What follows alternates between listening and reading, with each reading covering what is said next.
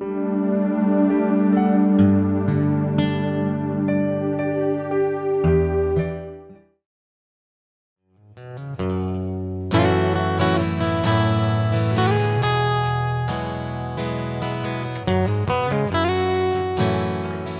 this is John McNeil with Sound Home Inspections. Today we're going to talk a little bit about wall cladding, specifically siding products. We'll talk about stucco and synthetic stucco, or EIFS, in a future video. There are primarily about 4 or 5 different products that are installed on the exterior of walls. It's important to know that there is no perfect product. Each of them have their pluses and minuses, and each of them are or can be compromised due to improper installation. The first is cedar. Cedar is time-tested. It's been around for over a century. It is a rot-resistant wood, and like I said, it's been around forever, and you can still find it on 100-year-old buildings and it's in good condition. The downside of cedar is it's not rot-proof, and it does rot if it's not properly maintained, and it does require more maintenance than probably most of the other siding products out there. As manufacturers start developing other products, one that came out was aluminum siding. You still find aluminum siding today, however it is fairly rare, and most aluminum siding is on houses that have been built in the 60s or 70s. Aluminum siding can be painted to change the look of the house, but it dents or is damaged fairly easily.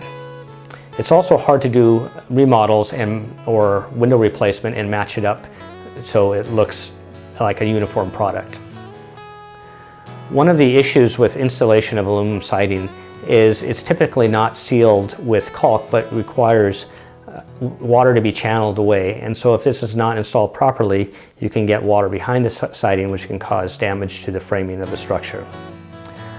Vinyl siding is similar to aluminum siding in that during the installation, the trim channels the water away from the house, and again, if not installed properly, you can end up with water behind the siding.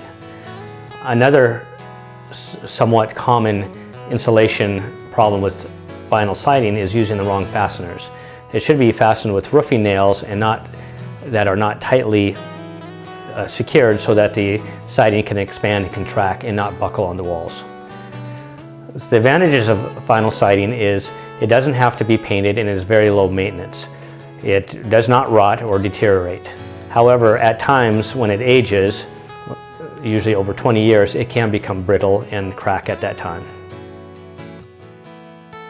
The next product we're going to talk about is Louisiana-Pacific composite wood siding.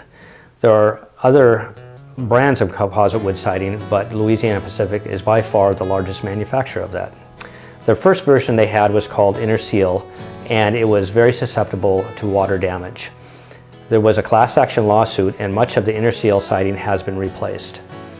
In any building built before about 1993 with Louisiana-Pacific, you can assume that it has the Interseal siding on it.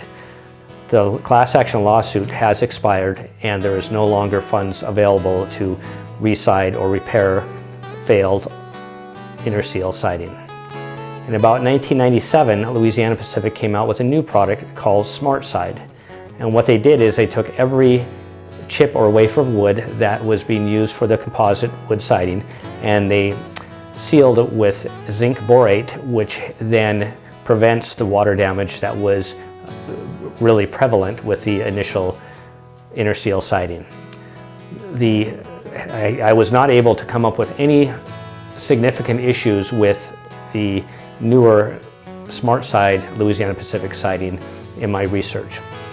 However, it is important to note that there are very specific manufacturers' installation requirements which can void the warranty if the siding is not installed properly. The last product is cement fiber or HardiePlank. There are other versions of a cement fiber siding, but HardiePlank is by far the largest manufacturer of this. When I was a builder, I liked this product quite a bit because I found it to be very durable and relatively low maintenance. As I said earlier, there is no perfect siding solution for your home. Each product has its own advantages and disadvantages. Some of the factors to consider are price, ease of installation, maintenance, appearance, and susceptibility to water damage.